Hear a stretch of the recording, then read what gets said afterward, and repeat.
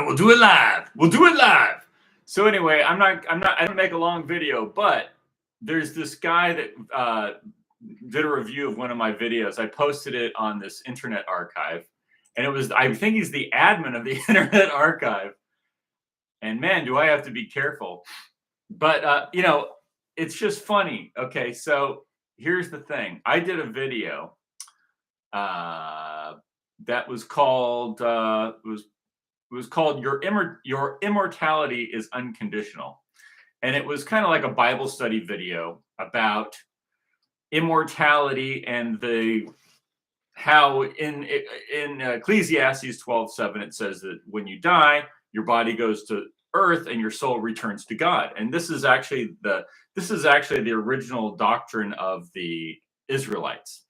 And when you hear about believing in this or believing in that and you will live forever, that's actually a reference to like in the Bible. It says, if you follow this, you'll live forever. That's actually a reference to living forever through your family and your progeny on earth. Because you live forever as a soul when you return to God, right? God is the animative force in the universe that you are part of. And so when you die, you automatically are returned to this because you can't, it's kind of beyond your control. There's nothing you can do about it. Your soul returns to God, period. But the Israelites had a theory of, if you, like for instance with Noah's Ark or whatever, if you believe in the word of God, then your family you'll be saved, and then you will reproduce, and then your line will continue on forever into eternity, right? That's what they meant by that. And so I don't want to get into a big discussion about that. But so anyway, so I make this video and it's called Your Immortality is Unconditional. And what I'm talking about in the video is that the Bible was originally written in Greek. That the Bible was written in Greek, that the Old Testament of the Bible was written in Greek. And so this is why I do this. You got to understand, there's a lot of people that spend all their lives reading the Bible and going to theological schools and doing all this stuff, and they have no idea what they're talking about. And they're Christians and they go to church every Sunday and they listen to the past, and they have no idea how this book came into existence. And I don't want to bore you with a lot of stuff, but just understand what I'm saying. The original Bible was written in Greek. In the Old Testament, the Old Testament was written in Greek. And it was written in Greek because I've had this discussion with Muslims, because they do the same stupid stuff, and the Christians don't counter it because they don't know. The Christians don't know that the Bible was written in Greek for some reason. I guess it's because the Roman Catholic Church didn't tell them that or something. But the Bible was written in Greek in 300 BC for the library at Alexandria, Egypt, for the king of Egypt, who was a Greek king named Ptolemy. And so here's the review. Just listen. Here's the review, right? This guy writes the subject: the Old Testament in the original Greek, with a question mark. This guy has no idea what he's talking about. And on multiple levels, I'm pretty sure nobody's going to listen to this guy and think he's credible. He's just a standard run-of-the-mill enemy of Christ. He's maybe not even that. The Old Testament in the original Greek, sheesh. 0 stars. I'd select negative if I could. Whatever the lowest rating is, that's what he gets. Now, you may disagree with my opinions on things, but the original Bible, look, the Old Testament of the Bible was written in Greek. Where do you think we got it from? This is unbelievable. You have to understand something.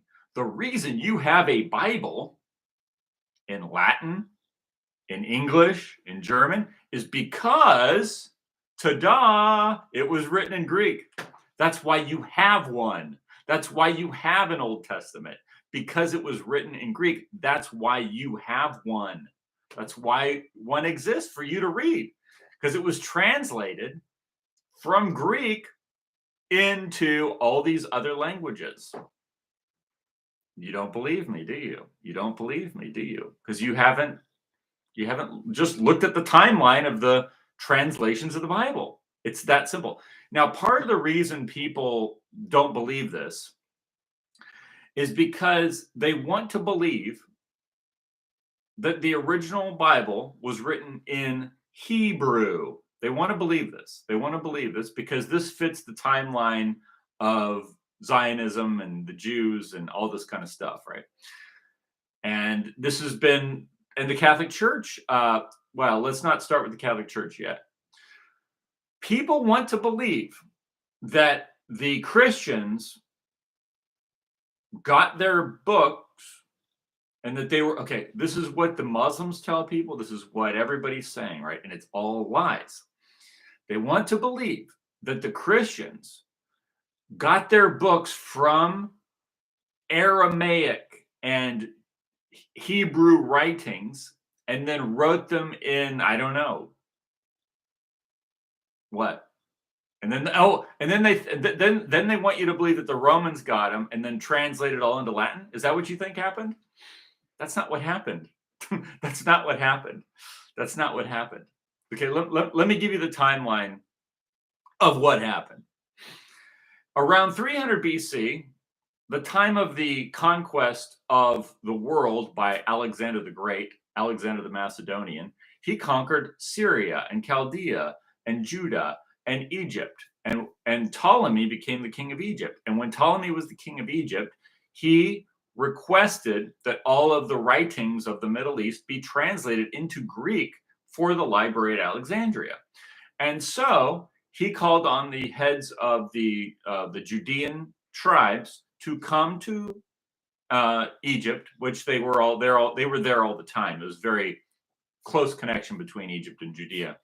So they were called to come to Judea and write their books for the king of Egypt, who was the Greek king Ptolemy, for the library at Alexandria. And so since around 300 BC, the Judeans spoke and wrote Greek. They spoke the Greek language and they wrote in the Greek alphabet since 300 BC. Okay. Now, that Greek Bible, which was written in 300 BC, was the one that survived into modern times. It's the one that survived into the time of Christ, right? The Roman times. During the Roman times, the Romans spoke Latin, but most of the people of the world were still speaking Greek and writing in Greek. And the Bible was written in Greek. The books of the Judeans were all written in Greek since the conquest of, see, this is crazy, bro. Since the conquest of Alexander the Great, the Judeans spoke Greek and they wrote in Greek. It was Greek. You got to understand, this is so important to the story, is that the leader of the head of Judea, right? The ruler of Judea was appointed by the Greeks, and all the people spoke Greek. And that was the main language, just like everyone speaks English today and everything's written in English. And yes, people have other languages, but the primary one is English, and all the books are written in English. And that's the one everybody uses, and that's the language everybody uses. And it was, at that time, it was Greek, right? And so people think falsely that these books were translated from Aramaic or from some Hebrew script into whatever. I don't know how they think this got. I think that they think it went from Hebrew or Aramaic into Latin or something, or the Romans did that. That's not what happened. That's not at all what happened. It went from Greek because it was written in Greek in 300 BC. And then you got to understand, it wasn't just that it was written in Greek for the king in Egypt. The Judeans were all writing in Greek and speaking in Greek since 300 BC, just like everyone speaks English today. Just like Jews in America speak English today, and everybody who comes here speaks English and writes in English. Well, that's what they were doing then, but it was Greek. And that was since 300 BC. And so, in order to make it seem more authentic, later on, people tried to claim that it came from Hebrew and this stuff. But understand this, okay? So when they wrote the Latin Bible, they did use Hebrew texts. They did. But when were those Hebrew texts written, and what were they translated from? The Hebrew text of the Masoretes, of the rabbis, the Masoretes, the same rabbis that wrote the Talmud, and the same rabbis that wrote the Talmud, wrote translated the Old Testament into Hebrew in 400 to 600 to 700 into 800 AD. And this Masoretic Hebrew that was after the time, hundreds of years after the origins of Christianity, hundreds of years later, the Latin Bible was created using Greek and Hebrew sources. The Latin Bible. They used the rabbinical sources, which maybe they were fine. Maybe they were good translations. I'm just saying that those were not the original. Those are not the original. The original, the original books that survived in Judea, the original books of the Bible survived in the language called Greek, not the Masoretic Hebrew, which came hundreds of years after the time of Christ. And it was this Bible that was put together by the Romans, in Latin. They used Greek and rabbinical sources to write the Latin Roman Catholic Bible. Now, the Greek Bible already existed since 300 BC. That had always that was the main source for all the other books. And the reason is because the other languages went out of use. And maybe they still were used a little bit here and there. There were remnants of them hanging around, but they were. So here's another thing you have to understand about this language called Hebrew, is that what you know of as Block Hebrew is an invention of the Masoretic rabbis of post-Christian period, like the 400 to 500 to 600 and so forth in the AD, okay, after the Romans. That's what you know as Hebrew. If you look at original Hebrew, what they call Paleo Hebrew, it is a sister language of the Greek. They're almost they're basically the same, but there's variance because there's variance from one group of people to another within that language alphabet system, right? Different people start to accentuate different letters in different ways. So they start to vary a little bit and vary a little bit and vary a little bit. And then over time, they vary more and more and more. And pretty soon they look different. They look very different over time. And that's how that works. Okay. But the Greek alphabet and what you know of, what you think is Hebrew, have the same source, which is the Aegean Sea that came from the Sea People in around 1100 BC. It didn't come from anywhere else. It came from the Sea People who invaded around 1100-ish, a little before, a little after, and conquered all of Canaan and totally changed the demographics there and everything. Before that, they used those cuneiform tablets of the Akkadian language. So all the Akkadian writing system disappeared. Now, here's the funny thing. That the Akkadian language is original Hebrew. That's original Hebrew. It's not what you think it is. It's not what you think it is. Now, as far as the writing, as far as the alphabet that's used in writing, the original Hebrew is the Akkadian cuneiform, Babylonian, cuneiform, Akkadian. That's Akkadian. The Babylonian, the cuneiform tablets. That's original Hebrew. what you think Hebrew is, that came in with the sea people in around 1100 BC, 1100 BC, before there was a story about a place called the Kingdom of Israel. Before that, the sea people came in.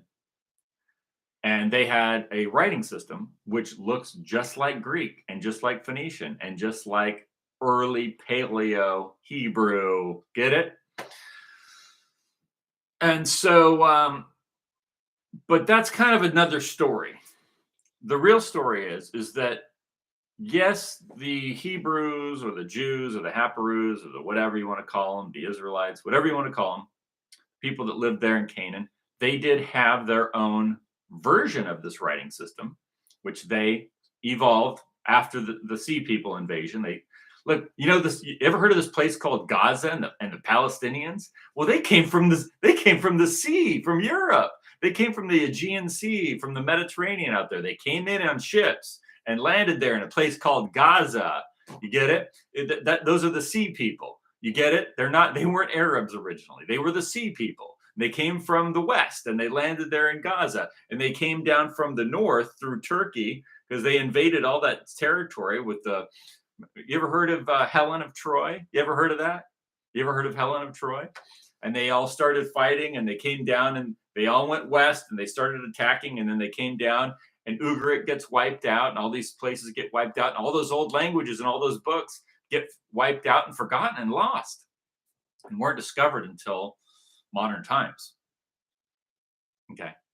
So what I'm saying is the earliest Old Testaments that we have, now you could say that the Samaritans, that they have a copy in Aramaic, and it's almost identical to the one that was saved by the Greek language.